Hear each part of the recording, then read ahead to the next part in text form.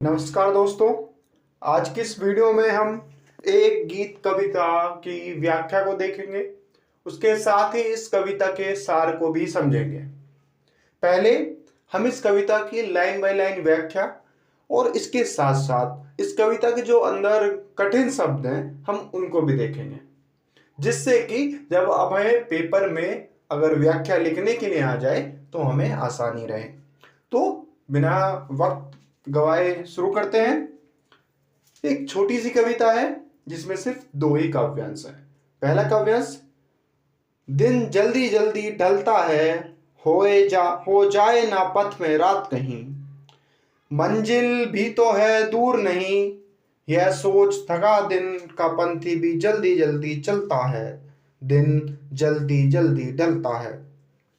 आपकी सुविधा के लिए मैंने साथ में जो कठिन शब्द हैं उनकी मीनिंग भी लिखी है। जैसे ढलना का मतलब होता है समाप्त होना या लुढ़कना। पथ का मतलब रास्ता, मार्ग या राह। मंजिल का हो गया लक्ष्य, पंथी यानी कि राही, यात्री। ठीक है, ऐसे। अब आते हैं हम जो भी हमने काव्यांश 1 पढ़ा, काव्यांश 1 पढ़ा, उसकी व्याख्या पे। उपरोक्त पंक्तियां आत्म परिचय नामक कविता से ली गई हैं। आत्म परिचय कविता के कवि हरिवंश राय बच्चन जी हैं। ये आत्म परिचय जो कविता है उसी का एक दूसरा पार्ट है। ये जो एक फर्स्ट चैप्टर है क्लास 12 का, ये उसी के अंदर पहले आत्म परिचय कविता आती है और उसके बाद में फिर ये वाली कविता आती है। अपने लक्ष्य की प्राप्ति की होड़ में समय जल्दी जल्दी गुजरता हुआ प्रतीत होता है। इसी को समझाते हुए उपरोक्त पंक्तियों में कवि कहते हैं कि कहीं रास्ते में ही रात ना हो जाए। इस वजह से शाम होते देखकर यात्री तेजी से चलता है। यात्री को पता है कि उसकी मंजिल दूर नहीं है। इस कारण वह दिन भर थका होने के बावजूद भी जल्दी जल्दी चलता है। कहने का तात्पर्य यह है कि लक्ष्य प्राप्ति के लिए पथिक अपने थके हुए शरीर के बावजूद भी मन में उल्लास, तरंग और आशा भर के अपने पैरों की गति कम नहीं होने देता। ये था हमारा काव्यांश 1 की व्याख्या। अब आता है हमारे पास काव्यांश 2। बच्चे प्रत्याशा में होंगे, नीड़ों से झांक रहे होंगे, पर यह ध्यान परों में चिड़ियों के बढ़ता कितनी चंचलता है, दिन जल्दी जल्दी ढलता है। मुझसे मिलने को कौन विकल, हो हूं मैं हूं किसके हित चंचल, यह प्रश्न शिथिल करता पद को भरता उर में वे ललता है, दिन जल्दी जल्दी ढलता है। इसमें ही साथ में कुछ कठिन शब्द भी हैं। आप चाहें तो इस वीडियो को पॉज करके आप इसको पढ़ सकते हैं।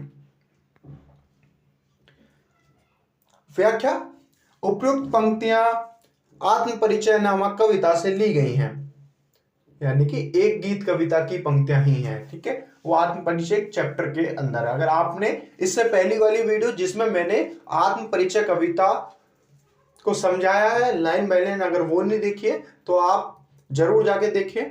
साथ में मैं उसका लिंक डिस्क्रिप्शन में भी डाल दूंगा। उपयुक्त पंक्तियां एक गीत कविता से ली गई हैं। एक गीत कविता के कवि हरिवंश राय बच्चन जी हैं। उपयुक्त पंक्तियों में कवि प्रकृति के माध्यम से उदाहरण देता हुआ कहता है कि चिड़िया भी दिन ढलने पर चंचल अर्थात अत्यधिक क्रियाशील हो जाती है।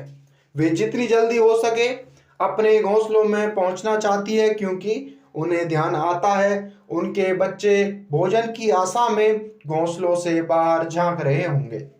यह ध्यान आते ही वे अपने पंखों को तेजी से चलाती है, क्योंकि दिन जल्दी जल्दी ढल रहा है और वे जल्दी जल्दी अपने घोंसलों में पहुंच जाना चाहती है। आगे कवि कहता है कि संसार में वह बिल्कुल अकेला है। इस कारण कवि को लगता है उससे मिलने के लिए कोई भी परेशान नहीं होता, अर्थात कोई उसकी प्रतीक्षा नहीं करता। तो भला वह किसके लिए चंचल हो, अर्थात किसके लिए भागकर घर जाए।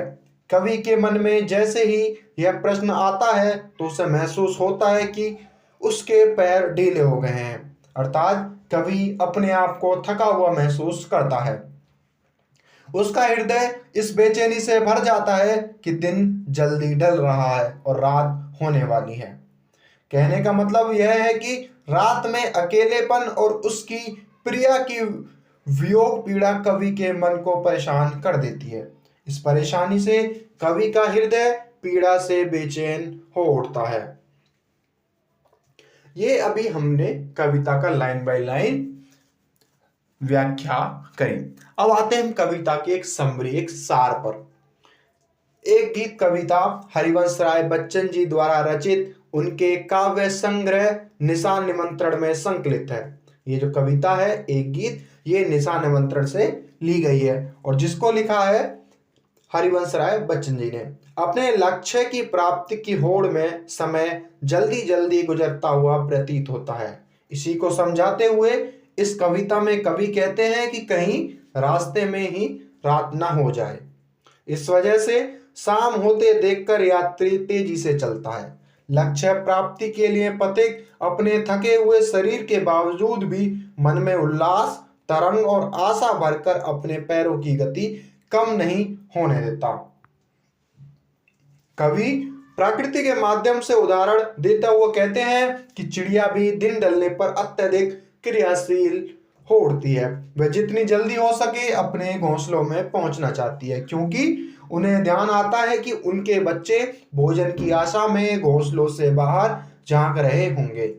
यह ध्यान आते ही वे अपने पंखों को तेजी से चलाती है, क्योंकि दिन जल्दी जल्दी ढल रहा है और वे जल्दी से जल्दी अपने घोंसलों, अपने घर तक पहुंचना चाहती है। कवि कहता है कि इस संसार में वह बिल्कुल अकेला है। इस कारण कवि को लगता है कोई उसकी प्रतीक्षा नहीं करता, तो भला वह किसके लिए भागकर घर जाए। कवि के मन में जैसे ही यह प्रश्न आता है तो कवि अपने आप को थका हुआ महसूस करता है। उसका हृदय इस बेचैनी से भर जाता है कि रात में अकेलेपन और उसकी प्रिया की वियोग पीड़ा कवि के मन को परेशान कर देगी। इस परेशानी से कवि का हृदय पीड़ा से बेचैन हो उठता है। ये थी इस कविता की सार या समरी। इसका जो पहला पार्ट था जिसमें हमने आत्म परिचय कविता का सार और उसकी व्याख्या करी है, तो अगर आपने वो नहीं देखी है तो अभी वीडियो पे क्लिक करके वो जरूर देखें। अगर वीडियो अच्छी लगी है तो चैनल को सब्सक्राइब करें और ज्यादा से ज्यादा लोगों तक शेयर करें।